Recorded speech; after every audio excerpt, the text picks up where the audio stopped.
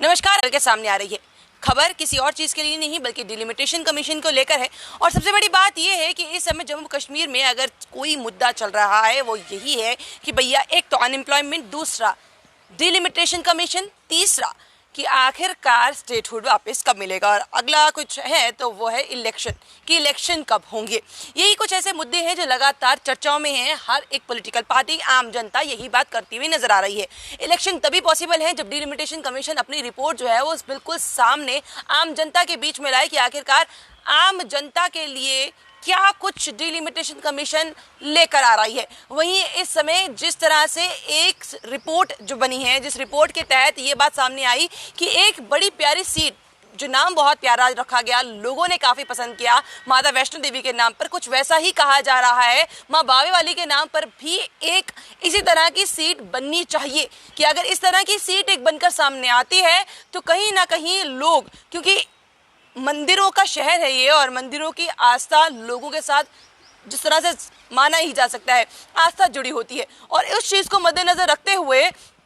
कहीं ना कहीं ये बात कही जा रही है कि ये नाम भी एक होना चाहिए, क्योंकि अभी एक नई सीट जो है वो निकल के सामने आई, वेरिफिकेशन काफ़ी ज़्यादा की गई है और उस चीज़ को मद्देनज़र रखते हुए एक बाहु भी सीट बनाई गई है। उसी को कहा जा रहा है कि अगर नाम चेंज करके अगर माँ बावे वाली का नाम रखा जाए तो ज़्यादा बढ़िया होगा। अब पूरी इस खबर निकल के क्या सामने आ रही है आपको बताने की कोशिश करें, और अभी तक आपको ये बात भी बता दें कि जो एक मसूदा रिपोर्ट जो सामने आई थी 14 तारीख को, उस 14 तारीख के अभी तक 700 आपत्तियां डाल दी गई हैं। जी हाँ, एक नहीं, दो नहीं, 100 नहीं, 200 नहीं, बल्कि 700 आपत्तियां डाली गई हैं कि उनको किस किस तरह की समस्या है जो अभी की डिलिमिटेशन कमीशन की रिपोर्ट आई है। इस रिपोर्ट के जरिए 21 मार्च तक ये बात कही गई थी कि 21 मार्च तक, 14 से लेके 21 मार्च तक आप अपनी परेशानियां बताइए कि ये जो रिपोर्ट्स हमने सामने रखी है, इस रिपोर्ट के जरिए आम जनता के लिए क्या सही है और क्या गलत है, उस चीज़ को मद्देनजर रखते हुए अभी तक 700 आपत्तियां जो हैं वो डाल दी गई हैं, जिसमें सबसे बड़ी बात यह है कि अलग अलग समुदाय सामने आ रहे हैं और अलग अलग पॉलिटिकल पार्टीज भी उन समुदायों के लिए बातें कर रही हैं। जिसमें से समुदायों के अगर मैं नाम लूँ तो सिख कम्युनिटी लगातार अपनी आवाज़ उठा रही है, लगातार ये कह रही है कि उनको पॉलिटिकल रिजर्वेशन जो है वो कहीं भी दूर दूर तक नज़र नहीं आ रही है, और कहीं इसी चीज़ को मद्देनज़र रखते हुए सिख कम्युनिटी ने भी सामने आए हैं और उन्होंने कहा कि भैया ऐसी बात क्यों नहीं। वहीं कश्मीरी पंडित्स के लेकर हमने भी सवाल उठाए थे, क्योंकि जब पहली रिपोर्ट, ड्राफ्ट रिपोर्ट आई थी जो एमपीज को दी गई थी, उसमें भी कहीं दूर दूर तक कश्मीरी पंडित्स के लिए कोई भी रिपोर्ट जो है वो सामने नहीं आई थी कि आखिरकार कश्मीरी पंडित्स के लिए कोई सीट रिजर्व्ड है या नहीं। और एक मूवी के आने के बाद कहीं ना कहीं अब कश्मीरी पंडित्स के लेकर बातचीत शुरू हो गई है, उनके जेनोसाइड को लेकर बातचीत शुरू हो गई है। पर अभी तक जो अभी रिपोर्ट आई, उस रिपोर्ट में भी कहीं दूर दूर तक अगर बता दें तो उनके लिए भी कोई रिजर्वेशन सामने नहीं आई, तो उन्होंने अपनी रिजर्वेशन की बात की है। वहीं तीसरा समुदाय है ईसाई समुदाय, जो लगातार मांग कर रहा है कि उनको भी रिजर्वेशन जो है वो मिलनी चाहिए। जिस तरह से एसटी कम्युनिटी को ओबीसी में लगातार अपने आवाज़ उठा रहा है कि उनकी भी रिजर्वेशन जो है वो पुख्ता होनी चाहिए। जब हर जगह पर ओबीसी की रिजर्वेशन है तो यहाँ पर क्यों नहीं। तो ये चीज़ें लगातार बढ़ती हुई नज़र आ रही हैं, पर जिनमें सबसे ज़्यादा प्रमुख सिख कम्युनिटी, कश्मीरी पंडित समुदाय और ईसाई कम्युनिटी जो है वो सामने आई। वहीं जिस तरह से बताया जा रहा है अब 6 मई तक एग्जैक्ट जो है वो डिलिमिटेशन कमीशन ने अपनी रिपोर्ट सामने लानी है, और डिलिमिटेशन कमीशन की रिपोर्ट के जरिए ही पता चल पाएगा कि आखिरकार इलेक्शंस में क्या कुछ नया सामने आना है। यानी कि अभी ये बात ज़रूर सामने आ रही है कि अलग अलग पॉलिटिकल पार्टीज आपत्तियां काफ़ी तरीके से जताती हुई नजर आ रही, चाहे अपनी पार्टी की बात करें, चाहे पैंथर पार्टी की बात करें, चाहे कांग्रेस की बात करें, बीजेपी की खुद की बात करें, क्योंकि बीजेपी को कहा लगातार इस कटघरे में डाला गया कि बीजेपी जो है उसी ने ही ये परिसीमन रिपोर्ट जो है वो सामने लाई है, पर कहीं ना कहीं उसको भी कटघरे में सामने आना पड़ा जब लोगों ने विरोध किया सुचेतगढ़ सीट को लेकर। इसके अलावा अगर बात करें एनसी, पीडीपी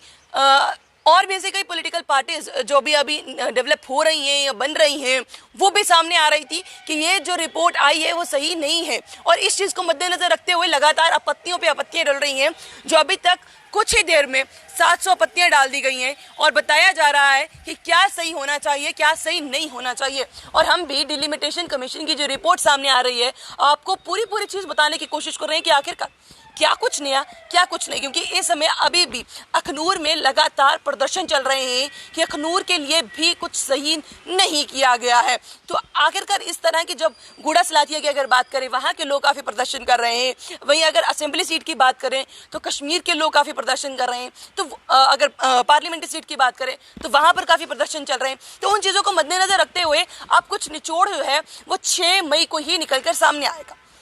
अब आखिरकार वो क्या निकल के सामने आता है, और उससे पहले डिलिमिटेशन कमीशन एक बार जम्मू कश्मीर का दौरा वापस करेगी और उस समय दोबारा चांसेस मिलेंगे लोगों को, अलग अलग सोशल ऑर्गेनाइजेशंस को, सिविल सोसाइटी को बात करने के लिए कि आखिरकार वो चाहते क्या है। अपनी मांग को उस समय भी रख सकते हैं, क्योंकि उसके बाद जो ये फेरबदल हो गया, फिर फेरबदल होना काफ़ी ज़्यादा अति मुश्किल हो जाएगा, क्योंकि फिर फेरबदल होना असंभव है। उसके बाद इसी चीज़ पर ही इलेक्शन जो है उसके लिए तैयार, सब लोग तैयार हैं। और कहीं ना कहीं कल अपनी पार्टी ने